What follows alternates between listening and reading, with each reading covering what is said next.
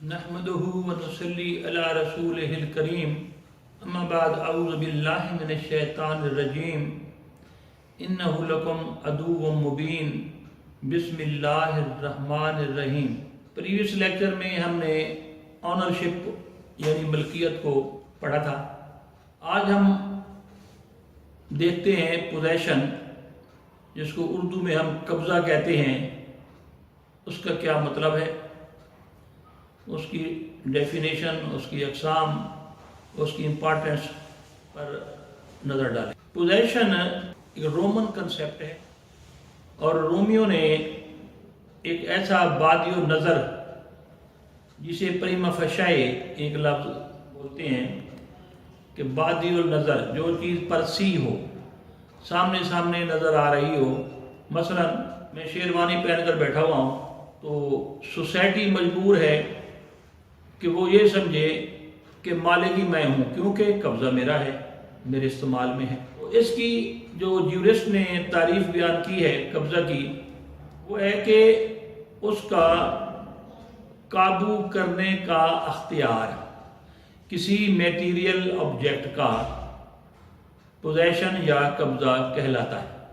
Different jurist نے different theories بھی پیش کی ہیں، لیکن میں اس کو سمپلیفائی کرتے ہوئے آپ کے گوش گزار کروں گا کہ اینٹیکویٹی میں یعنی ماضی میں انسان غاروں میں رہتا تھا، کنسیپٹ یہی ہوتا تھا کہ جو اس کے ہاتھ میں ہے وہ اسی کی ہے۔ مائٹ از رائٹ بھی آپ نے سنا ہوگا، جس کی لاٹھی اسی کی بھینس، جس کے قبضے میں چیز چلی گئی تو اسے ہی مالک تصور کیا جاتا تھا۔ آج بھی اسی رومن کنسیپٹ جب آگے بڑھا، آج بھی ایک شخص مالک ہے، دوسرا شخص قابض ہے۔ 100 میں سے 90 حصے جو قابض ہے اس کو ویٹ دیا جاتا ہے، اس کو اہمیت دی جاتی ہے، کیونکہ جو قابض ہے نظر وہی آتا ہے کہ مالک بھی یہی ہوگا۔ جب لوگ عدالتوں میں آتے ہیں کسی قسم کا دعویٰ کرنے کے لیے، تو عدالتیں بھی اسٹینسیبلی، اپیرنٹلی، پریما فشائے ایک چیز دیکھتی ہیں جسے قبضہ کہتے ہیں، اور اسی بنیاد پر فوری طور پر حکم امتناعی یعنی اسٹے آرڈر جاری کر دیا جاتا ہے کہ جناب کیونکہ قبضہ اس کا ہے، یہی سچا نظر آ رہا ہے، اس لیے سب کو روک دیا جائے جو مخالفین ہیں کہ فیصلے تک یہ کوئی کسی قسم کی قبضے میں مداخلت نہ کریں۔ بعد میں پھر ایویڈنس آتی ہیں تو پتہ چلتا ہے کہ ہو از دی ریئل آنر، کون ہے اصل مالک ہے کون۔ تو بہرحال اس لیے اس کو کہتے ہیں پوزیشن از 9/10 آف لا، یعنی جو قبضہ ہے وہ ملکیت کا 9/10 ہوتا ہے۔ کل میں نے آپ کو ملکیت پڑھائی تھی تو اس میں بھی یہی بتایا تھا کہ یہ ایک بہت پاورفل ایلیمنٹ ہے ملکیت میں بھی، تو اس لیے عام حالات میں قابض مالک ہی شمار ہوتا ہے۔ مثلا دریاؤں میں مچھلیاں پکڑی جاتی ہیں تو کوئی شخص کہتا ہے جی میرے پر رسید ہے، ایک شخص کہتا ہے میرے پاس جال ہے، دوسرا کہتا ہے کہ میں نے یہ پکڑی ہے، میرے قبضے میں ہے۔ وہ مچھلی جس کے قبضے میں ہوتی ہے he is deemed to be the owner, the real possessor in the eye of law۔ تو قانون اسے سمجھتا ہے کہ یہ ریئل پوزیسر ہے اور شاید مالک بھی یہی ہوگا تاہم شہادت لینے کے بعد۔ اب قبضے لینے دینے کے مختلف طریقے رائج ہیں، اس میں سے ایک ایکوزیشن اور ٹرانسفر آف پوزیشن جو ہے وہ ہے، کہتے ہیں یہ 3 طرح کا ہوتا ہے۔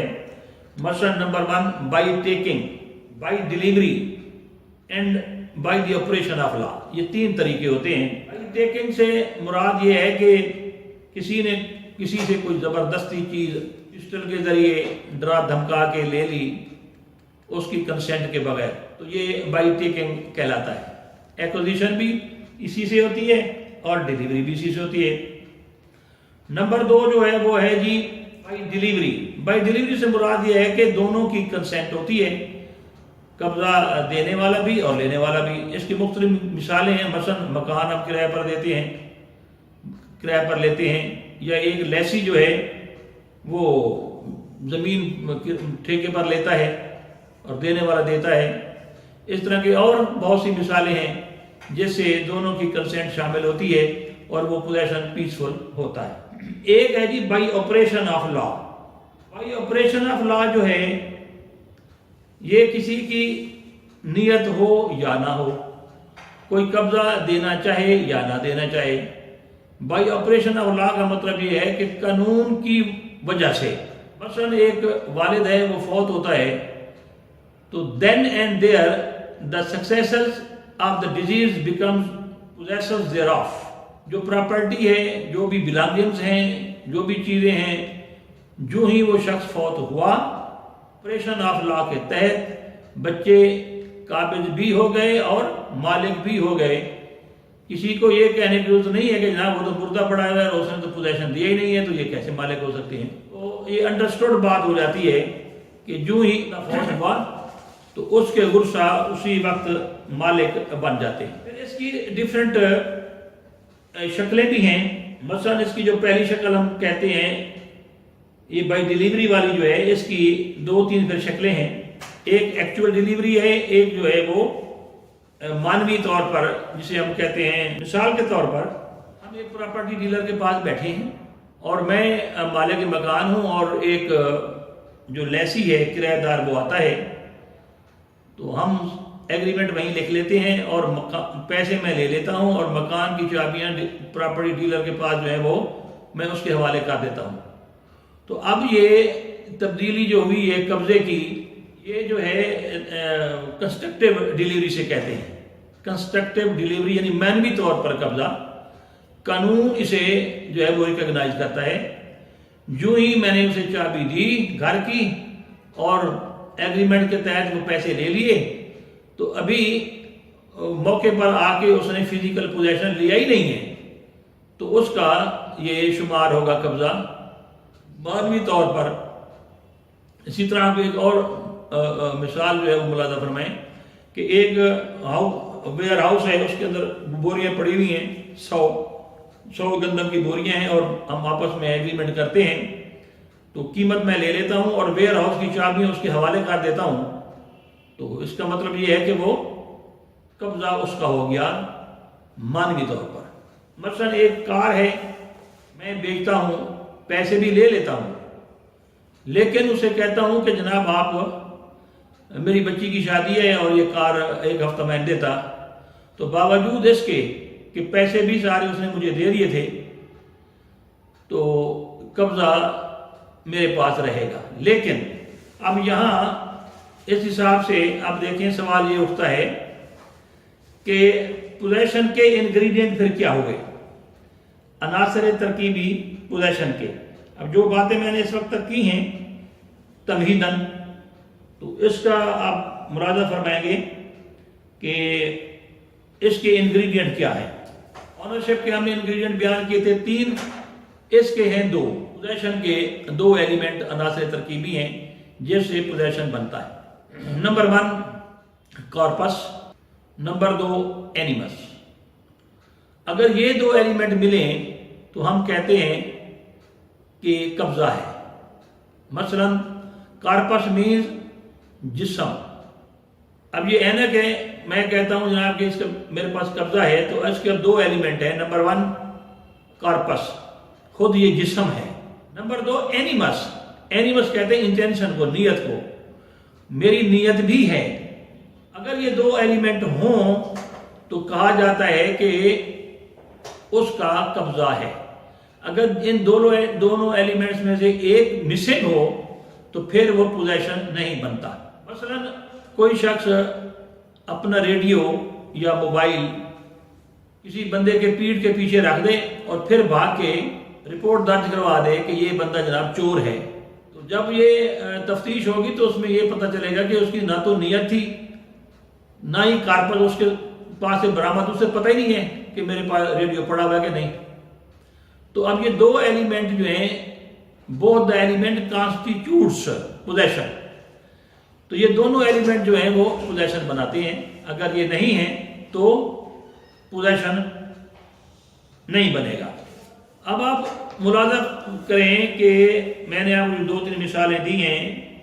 کار والی میں نے آپ کو مثال دی ہے یا بوریوں والی مثال میں نے آپ کو دی ہے, تو یہ کارپس اور اینیمس کی ہی مثالیں تھیں.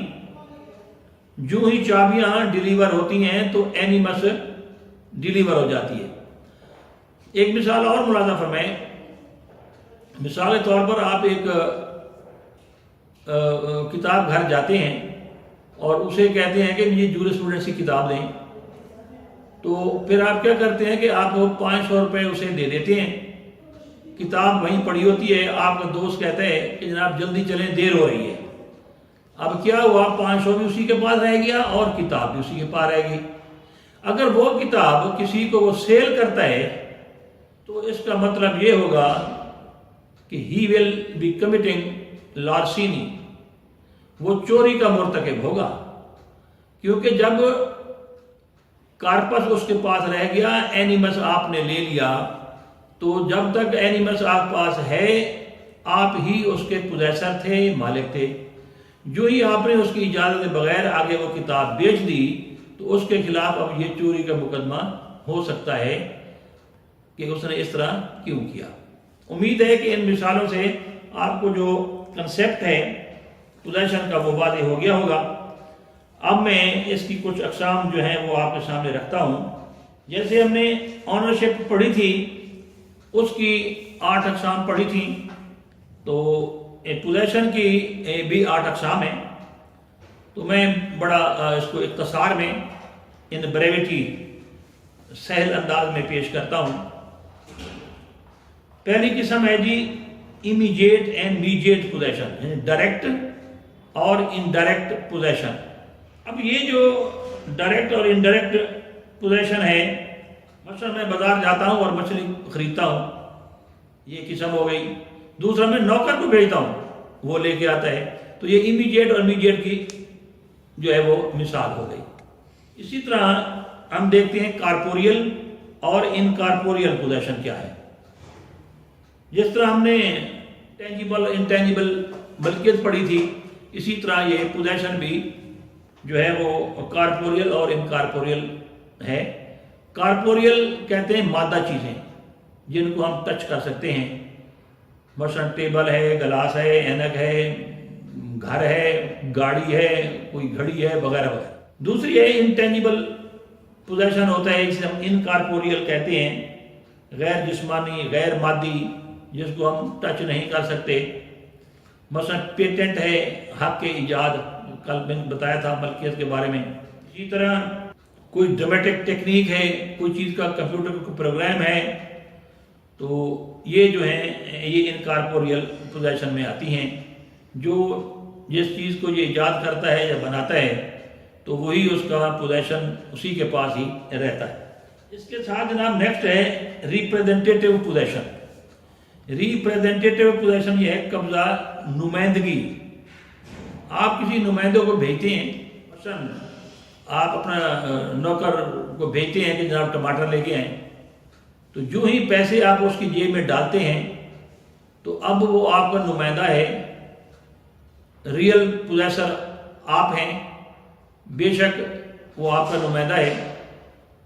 اس لیے بہت سی یعنی نیابتی ذمہ داری میں سزا پھر اصل مالک کو بھگتنا پڑتی ہے. مثلا وہ جو ٹماٹر لینے گیا تھا, اس نے راستے میں کسی کو مارا, زخمی کیا, تو اس کی ذمہ داری ڈائریکٹ پھر جو ہے وہ آپ پر پڑے گی کیونکہ آپ کا نمائندہ تھا. اسی طرح کمپنیز ہیں جنہوں نے بسیں چلائی ہوتی ہیں, تو اگر وہ ڈرائیور اور کنڈکٹر وغیرہ اس قسم کسی کو نیچے دے دیں اور بندہ مار دیں وغیرہ وغیرہ, تو ڈیمیجز کلیم اصل مالک پر ہوں گے کیونکہ اس نے لاپرواہی کی کہ ایسے بندے کو نوکر رکھا جو اس قسم کا نااہل تھا.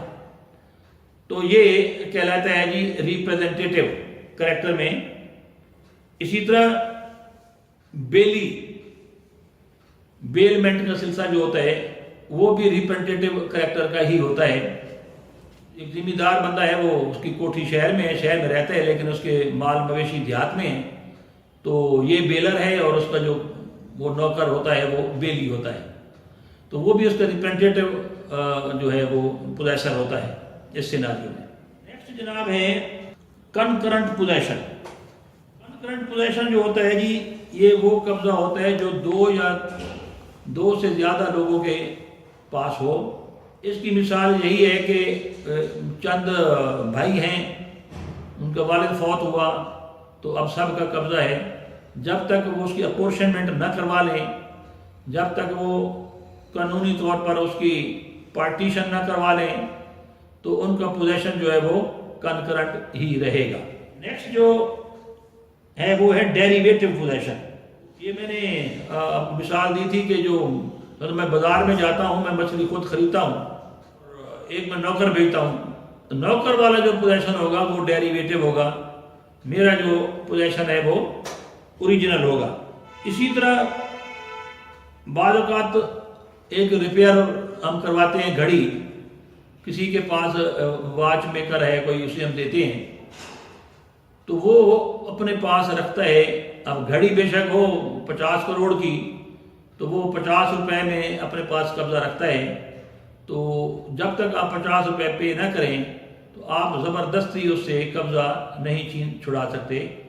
آپ اس کو 50 روپے دیں گے اور وہ آپ کو گھڑی ریپیئر کر کے دے گا، اس کا پوزیشن اللیگل نہیں ہوگا۔ اگر آپ نے زبردستی قبضہ چھینے کی کوشش کی تو آپ مرتکب ہوں گے پھر فوجداری مقدمے کے۔ جس طرح میں نے بیلی اور بیلر کی مثال دی تھی، وہ بھی اسی کے مثال اس میں فٹ آتی ہے۔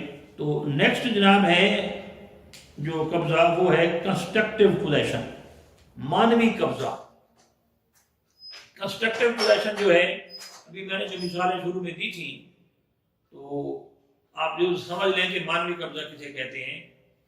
ایک قبضہ ہے فزیکل، کہ دے دیا لے لیا۔ ایک ہے ان دی آئی of law. In the I of law جو قبضہ ہوتا ہے وہ قبضہ یہی ہے کہ آپ کے گودام میں 100 بوریاں گندم کی پڑی ہوئی ہیں اور آپ کو سودا ہو رہا ہے، تو آپ اسے اپنے گھر پر ہی چابی اس کو ڈیلیور کر دیتے ہیں، پیسے دے دیتے ہیں۔ تو اب اس نے فزیکل پوزیشن نہیں لیا، ابھی اس نے گودام کا دروازہ تالا کھولا ہی نہیں ہے، تو یہیں بیٹھے بیٹھے قانون مانتا ہے کہ وہ پوزیسر ہو گیا ان بوریوں کا۔ اسے کہتے ہیں کنسٹرکٹیو پوزیشن۔ تو کنسٹرکٹیو جو ہے وہ مانوی طور پر ہوتا ہے، ریئل قبضہ اس طرح نہیں ہوتا، قانون اسے کہتا ہے کہ وہ ریئل پوزیسر ہے۔ انہی مثالوں میں اب ایک اور ٹرم ابھرتی ہے جسے ہم ڈی فیکٹو اور ڈی جیورو کہتے ہیں۔ ڈی فیکٹو اور ڈی جیورو جو پوزیسر ہے، مثلا ایک شخص آتا ہے، بیل دیتا ہے اور میں بیٹھ جاتا ہوں، وہ کہتے ہیں گھر آپ کا ہے، یعنی وہ یہی بھی نہیں پوچھتا، میرے ساتھ سودا کرتا ہے گھر کا، تو جبکہ گھر جو ہے وہ میری بیوی کے نام ہے مثال کے طور پر، تو اب میں ڈی فیکٹو آنر ہوں گا۔ ڈی جیورو آنر جو ہے وہ میری بیوی ہوگی، تو کیونکہ میں آ رہا ہوں، بار بار آ رہا ہوں، اسی کے ساتھ جو ہے وہ سارا باتیں کر رہا ہوں، تو وہ مجھے سمجھتا ہے کہ شاید اصل مالک یہی ہے، تو اسے کہتے ہیں جو ظاہری اوسٹینسیبل بندہ ہوتا ہے اسے کہتے ہیں ڈی فیکٹو پوزیسر۔ جو اب قانون کے تحت جو مالک ہے، پوزیسر ہے، قابل ہے، تو اسے کہتے ہیں ڈی جیورو پوزیسر۔ اس کے بعد جناب ہے ایڈورس پوزیشن۔ ایڈورس پوزیشن اسے کہتے ہیں قبضہ جابرانہ۔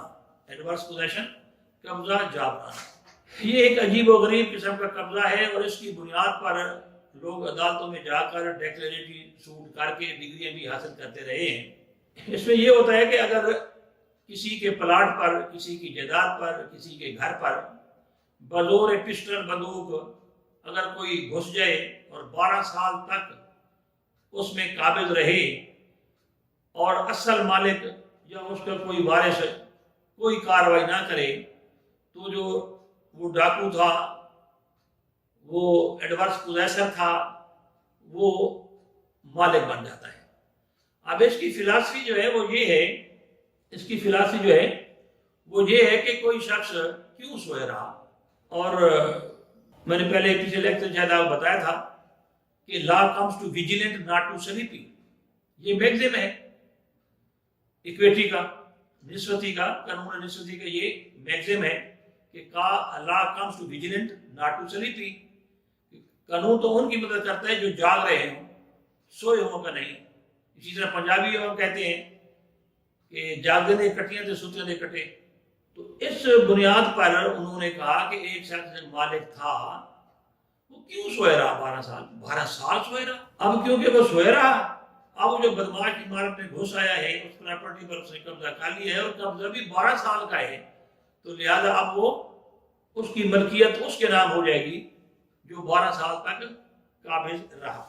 نیکسٹ جناب ہے ڈپلیکیٹ پوزیشن. ڈپلیکیٹ پوزیشن جو ہے جناب وہ بھی اسی طرح کی ہے، دوہرا قبضہ. تو ابھی میں نے آپ کو مثال دی تھی کارپوریل اور انکارپوریل کی، وہ بھی اسی طرح ہے. ایٹ اے ٹائم دو بندے اس طرح ایڈوانس پوزیسر نہیں ہو سکتے ایک دوسرے کے. وہ کہے کہ میں مالک ہوں اور وہ کہے میں بھی یہ ایڈوانس پوزیسر ہوں، اس طرح کا نہیں ہو سکتا. تو ڈپلیکیٹ پوزیشن، کوئی شخص گیند کھیل رہا ہے، فٹ بال کھیل رہے ہیں، اس طرح کے بھی ڈپلیکیسی بھی ہو سکتی ہے. اور یہ جو میں نے ابھی بیان کیا ہے دو بھائیوں کا قبضہ کٹھا، وہ بھی ڈپلیکیٹ. اس میں غالباً کنکرنٹ پوزیشن میں نے بیان کر دیا تھا. اب یہ پوزیشن کی جو ہیں یہ ساری قسمیں میں نے بیان کر دی ہیں. کل انشاءاللہ تعالی ہمارا پروگرام ہوتا ہے قانونی مشورے، اس میں میں نے اپنا فون نمبر دیا تھا، دوبارہ میں بیان کرتا ہوں 0322613849 تو کافی فون آئے میرے پاس، لوگوں نے شکریہ بھی ادا کیا اور مختلف مشورے بھی پوچھے. تو یہ بے شک آپ فون جو ہے وہ مجھے جس وقت چاہے آپ کر سکتے ہیں. آپ کا جو ہے وہ سوالوں کے جواب میں فون پر بھی دیا کروں گا. کل بھی ہمارا انشاءاللہ تعالی وہ پروگرام ہے، آپ اس کو امید اپریشیٹ کریں گے. اور بہت سے مسائل ہیں قانونی، تو وہ آپ کے جو مسائل انشاءاللہ وہ اس طرح حل ہو جائیں گے انشاءاللہ تعالی. کل ہم ضرور ان کا جوابات دیں گے. مجھے امید ہے کہ آپ کو یہ لیکچر پسند آیا ہوگا. میری آپ سے ہمبل سبمیشن جو ہے وہ یہ بھی ہے کہ آپ ہمارے اس چینل کو لائک بھی کریں گے، سبسکرائب بھی کریں گے اور شیئر بھی کریں گے، جس سے میں آپ کا ممنون